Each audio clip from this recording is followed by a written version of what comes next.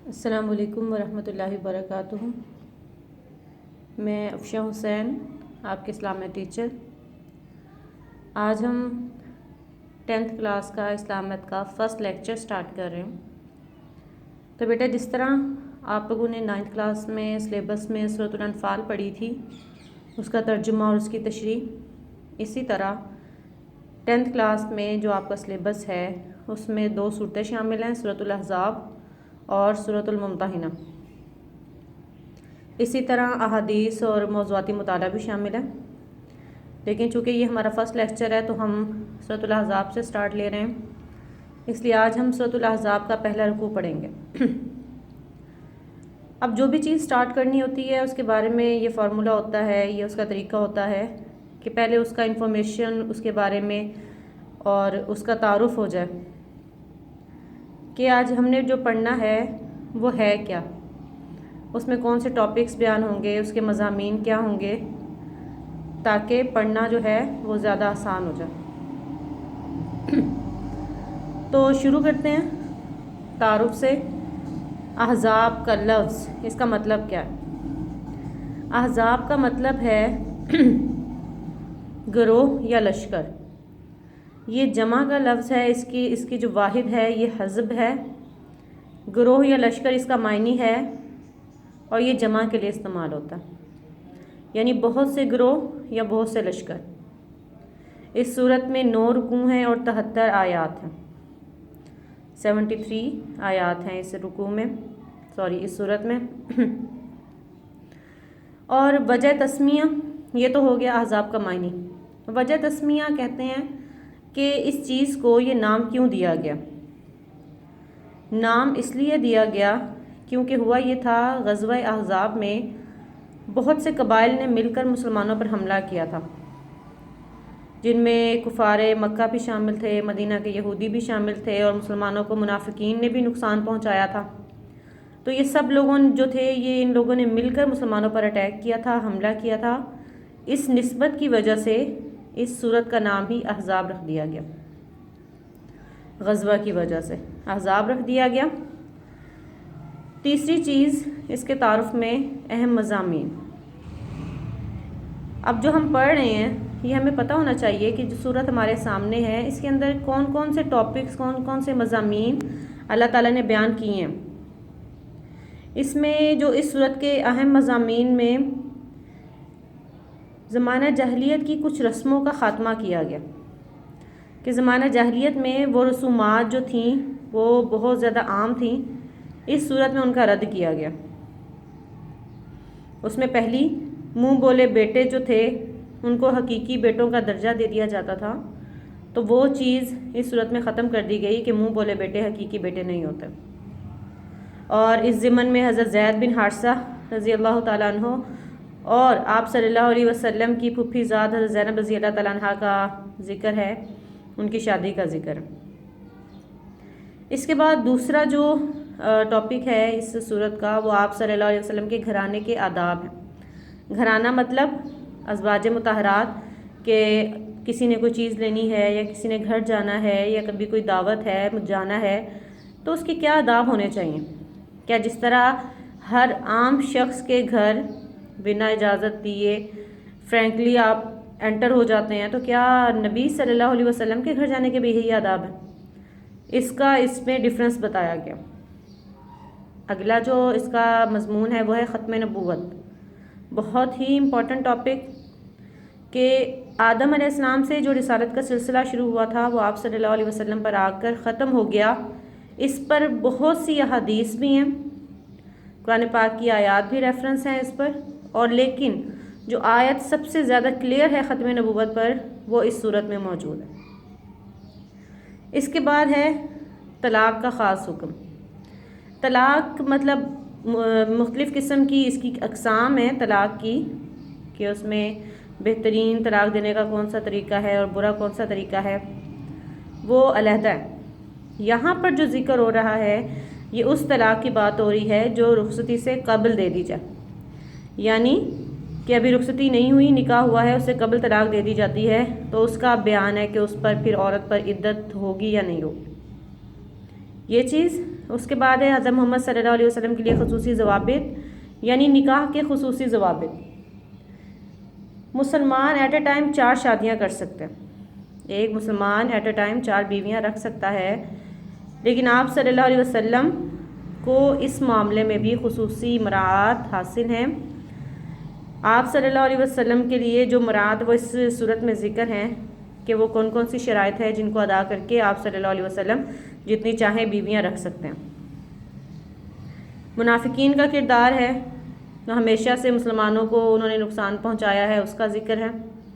ازواج مطہرات کے ضمن میں تمام مسلمان عورتوں کے لیے پردے کا بیان۔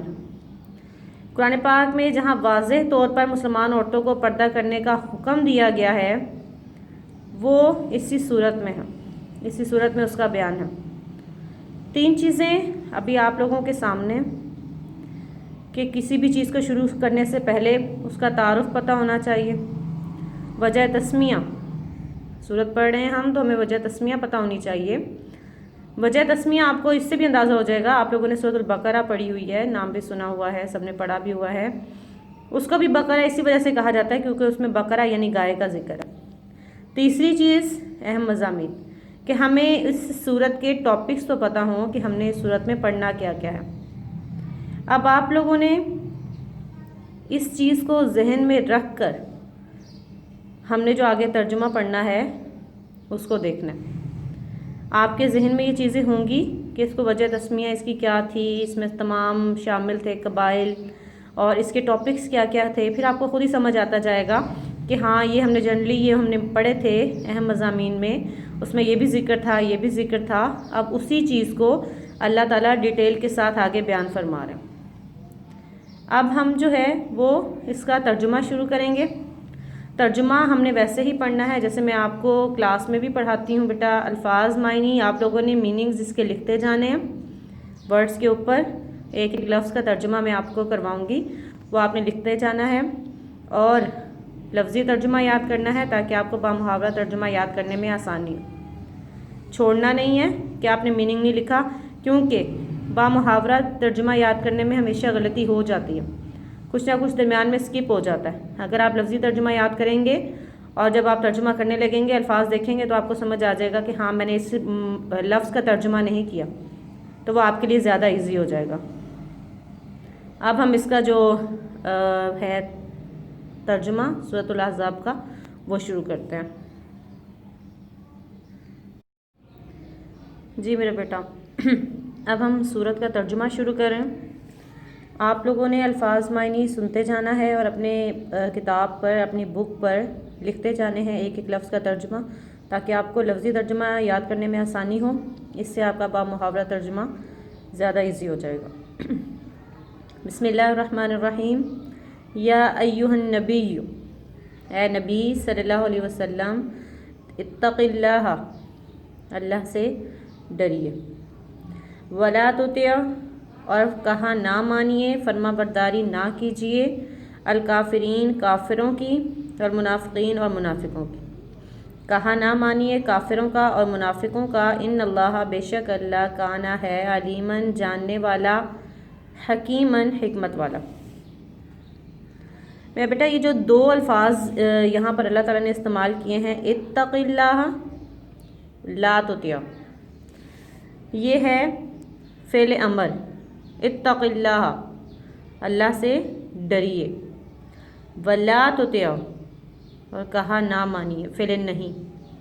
دونوں افعال میں حکم دیا جا رہا ہے اللہ کی طرف سے آپ صلی اللہ علیہ وسلم کو کہ اے نبی صلی اللہ علیہ وسلم، آپ کافروں اور منافقوں کا کہا نہ مانیے، بے شک اللہ جاننے والا، حکمت والا ہے۔ دوسری آیت پڑھیں، پھر میں آپ کو اس کا سمجھاتی ہوں کہ یہ کیوں کہا گیا۔ اب پہلی آیت میں تو منع کر دیا گیا کہ کافروں اور منافقوں کا کہا نہیں ماننا، تو پھر کس چیز کا جو ہے حکم ماننا ہے، کون سا حکم ماننا ہے، وہ اللہ تعالیٰ نے اگلی آیت میں بیان کر دیا۔ واتبع، اور پیروی کیجیے، ما یوحیٰ، جو وحی کیا جاتا ہے، الیک، آپ کی طرف، من ربک، آپ کے رب کی طرف سے۔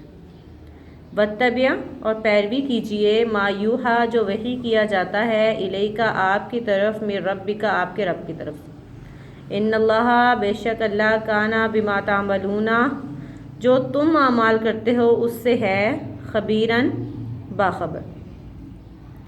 پہلی آیت میں حکم دیا کہ کافروں اور منافقوں کا کہا نہیں ماننا، دوسری آیت میں حکم دیا کہ آپ نے صرف اس چیز کو فالو کرنا ہے، اس حکم کو فالو کرنا ہے جو اللہ کی طرف سے آپ کی طرف وحی کے ذریعے بھیجا جاتا ہے۔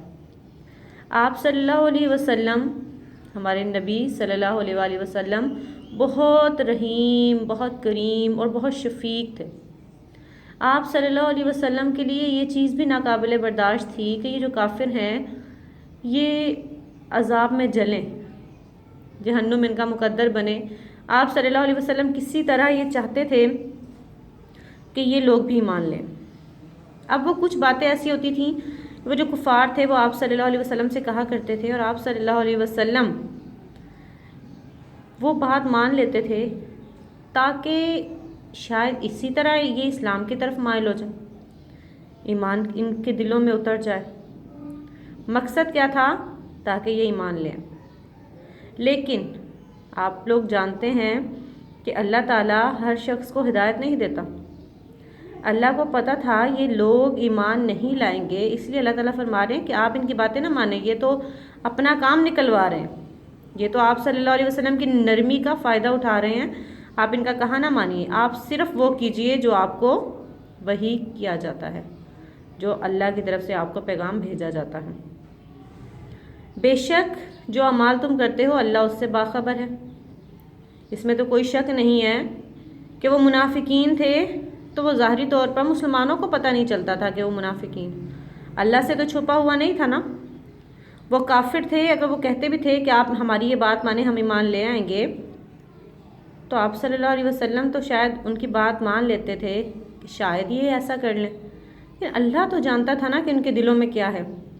اس لیے اللہ کہہ رہا ہے کہ جو بھی تم اعمال کرتے ہو اللہ اس سے باخبر ہے، اس لیے ان کو تسلی دی جا رہی ہے۔ اب تیسری آیت دیکھیے، وتوکل، اور بھروسہ رکھیے، علی اللہ، اللہ پر، وکفا باللہ وکیلا، اور اللہ کارساز کافی ہے۔ توکل یہ پھر امر کا صیغہ آ گیا۔